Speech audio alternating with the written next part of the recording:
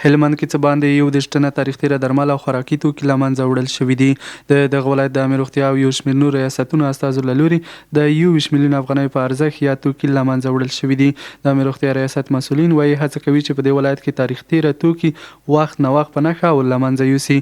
د خوړو او درملو امریت امیر ډاکټر سردار محمد قاصد وایي د 3 میاشتو په اوږدو کې 1933 کلمه تاریخ تیره درمل او خوراکي توکي د ښار له بېلابېلو برخو راټول کړي چې نن یې له منځه وړي دي. د ښار د مختلفو ناحیو څخه د شرکتونو څخه د پروشانو څخه د دواو او د غذایي موادو نو چې دا چې اوس موږ فعلي سایت ته راویستلي دي د یو ګډ هیئت په حضور کې حاضر شول وسوځول.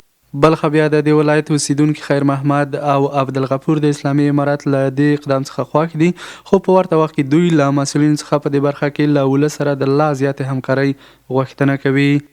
امارات څخه هم دا غواړو چې په دغه دواخانې ټولې کنټرول کړي، دغه تر وخت تیر درمل وسوځي، دا خو د خلکو صحت ته تاوان کوي، دا مطلق د خلکو مرګ ګرځي. خوشحال یو پر دې برابر باندې چې دا دواوي سپیر دواوي دا ټولې کې وسوځي، دا ډیر غټ کار دی زموږ لپاره.